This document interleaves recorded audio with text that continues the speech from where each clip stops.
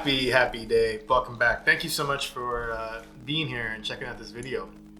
Today, I have my dear friend, my dear brother, Michael, and he is joining me. We just had a fun workout this morning and we're spending some time together, so thank you for coming over and being here. And we just wanted to hop on here and share something that our intention is that it's of value to you. And one of my a part of my ethos is that the way we do anything is the way we do everything. And the frame of reference for that is if you have a relationship, the way that you're handling your relationship is probably the way that you're handling something else in your life. If you're resigned on something, you're probably resigned on a lot of things in your life. And the quality of our relationships ends up being the quality of our life. The way that we handle relationships, and either we dive into them or we shy away from them. Either we show up really big and strong for them and contribute and give to other people, or we're not doing that to life, and life isn't doing that for us. So just kind of bringing awareness to this idea that the way we do anything is the way we do everything. The quality of our relationships is the quality of our life. And something really powerful, relationships tie back in. The relationship that you have with yourself ties back into your success in life, whether it's your business or something else. And if you're not looking at the relationships in your life, then you're missing something really big. It's not all about marketing and return on interest and profits and things like that. There's something else that's driving it, because our business is us. And especially if you're an entrepreneur, you're an artist, you are your brand. And the way that you show up in life is a good indicator of what your business is going to be like and the success that you're going to have there. So that's kind of the frame of reference here for this conversation, is the relationships that we have in life. And I just got out of a Tony Robbins course, and he pointed out that no matter who you are, you can be the strongest man, you can be the most successful person in the world, and a heartbreak will bring you to your knees. A heartbreak will take down the strongest person. And on the flip side of that, no matter who you are, when you have that desire, when you become smitten with someone, that becomes the most important thing. You're so overtaken by that. And that's one of the most beautiful things about life, is that joy and bliss that we derive from relationships and meeting other people and intimacy and all of that. So Michael, I brought Michael in today because he's been going through a shedding. And I want to have him share a little bit about his story and the way things have unfolded for him in this context. What do you think, Mike? Yeah, I wholeheartedly agree. It can bring any strong man down. I was watching a therapist, his name is Dr. Winch, and he said he would ask clients and he would say, would you rather break a leg or go through a heartbreak? And most people would say, I'd rather break a leg. That's wild. Which is really wild to think about, that you would rather choose this physical pain, because the heartbreak, you don't know how long it's going to last. You don't even know sometimes where it's coming from. Like myself, I had no idea exactly where it was coming from. Of course, the tendency is to project and to put it on this woman that you're smitten over with, like I did. And in many ways, it's only been a month for me. I still am in many ways, but I have language for it now. So give the viewers here some reference, the short story and then the big breakthrough. Yeah. So short story, which is a very long time span. Eternity. It could be lifetimes, who knows. But I did fall in love with a woman in high school. We dated till college. She broke up with me. It was heartbroken. I thought she was my one. We were gonna have kids. 2 years later, I dated another woman. Same thing, fell in love with her, thought we were gonna be married and had kids. And we dated for 4 years. I had my heart broken again. So after that, I was kind of done with putting myself out there. And I've had this fantastical idea of like polyamory and being free and wanting to experience something else. And 6 months ago, I met a woman who wanted children and wanted marriage, and I told her I could not give her that because I didn't want it. But the thing is relationships is, yeah, you can show up to the best of your ability, but I didn't know the things I know now. So we casually dated for 3 months until I started to really have a fondness of her and like her. And about 5 months into it, I fell in love with her. I had a realization that I do want kids. I do want a marriage. And I would think about her all the time. I would include her in my dreams. Yeah, so just so I make sure I'm tracking correctly, you experienced several powerful relationships in your life early on, and they both left you heartbroken.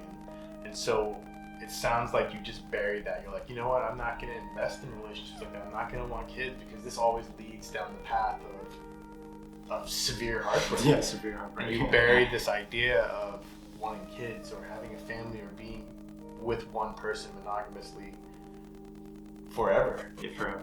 Yeah. And then this new lady woman comes along and reignites this passion inside of you. Yeah.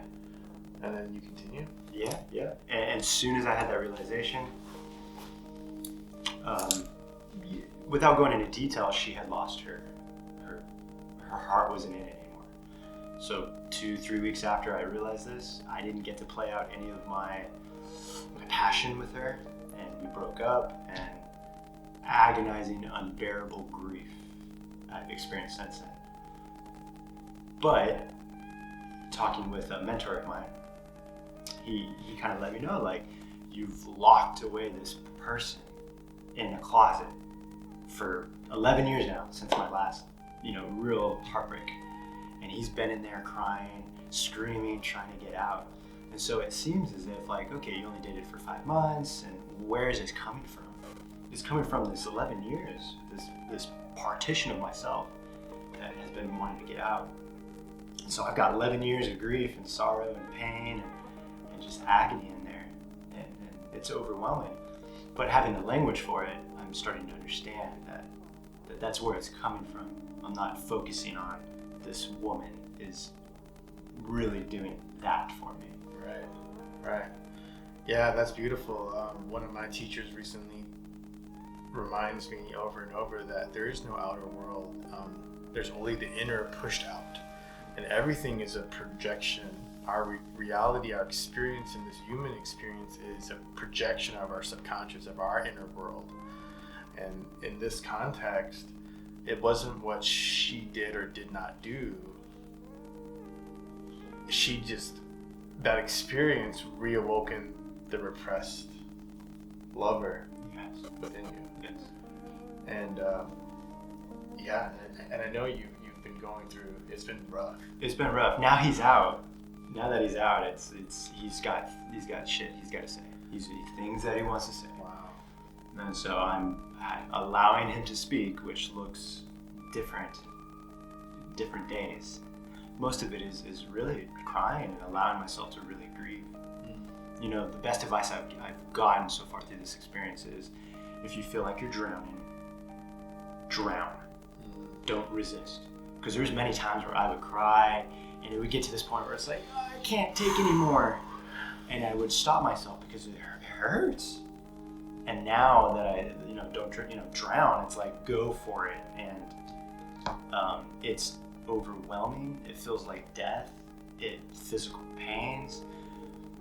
But the fact that I have felt like, when I do that, I feel completely different afterwards. Interesting. Yeah, that takes a lot of vulnerability, and that brings up a whole other topic about men crying and men being vulnerable with their feelings and choosing the emotional side, because the masculine energies within us aren't as emotional as the feminine energies. It's just a fact. Yeah. But we can work on finding balance there. We can work on practicing those emotional competencies to give us greater depth in life, to give us clarity, to give us healing. So there's a whole other conversation that we should talk about, I think, at another time, about that whole conversation, about diving into crying, allowing yourself to cry, and really inviting that energy in. Because if you're like me and most other guys, we're resisting crying. And there's that throat that comes up in here, and you just kind of sit with that. You're good at holding it there, not letting it go too far. Yeah, too far. Too far, right. Not having control. It's like straight up muscling it. I've gotten better at that. I've cried a lot more in the last 8 months than I've cried in the last 8 years put together, I think. And it's still a journey for me. So I think, like you said, that piece of that great nugget of advice is to, if you feel like you're drowning, to go ahead and allow yourself to drown. And what's that going to give you access to? It's going to give you access to you, to the knowledge within. Yeah. There's so much knowledge within, but if there's a filter in front of you, which is this grief there's no hope, there's no light. It's hard to see. It can be debilitating. So you have to let that die. You gotta let it die so that you can actually access what's really in there. Yeah. You know. And how else is that shedding away showing up in your life right now? Externally, I've been asked to move out of my house for 30 days. The landlord sold the house I'm renting. I'm an artist. I play guitar, so my amp broke. My car broke down and is pretty much totaled. And so my two roommates, one of them is my cousin. He's been my best friend since I was 5. He's moving, which is, another death, another relationship that is going away from me. And the other roommate is a best friend too. He's also moving from my life. So there's all these factors that is a complete shedding. And it's rough, it's tough, and it's a lot going on. And you're allowing it to. And I'm allowing it to. Right. There's moments where I'm gonna have a fit, and I'm gonna be that little kid and throw my arms in the air and cry and scream. Why is this happening to me? But again, I've learned that that's okay. I can still do that and allow that to come through me because it needs to come through me. If I bottle that up, now there's no context. And it's gonna fester inside. Yeah. So allowing that to just get out, whatever that looks like. Some people it looks different. Right. That's so beautiful, and that reminds me of the adage that I picked up in yoga: emotions are energy in motion.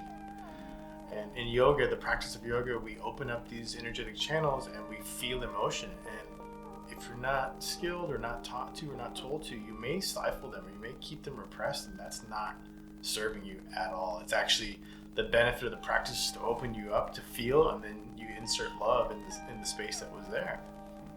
And to dive into those emotions, man, that is bringing up emotion in me, because I know as a man, I repress my shit, and I repress my shit just so I don't look weak.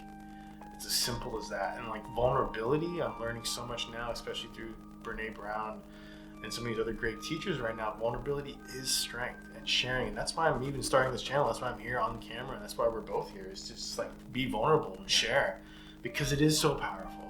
There's this like toxic idea that repressing and controlling your shit is the way to strength. Is strength in a way.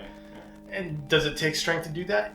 You could argue that, but what is that serving? Yeah.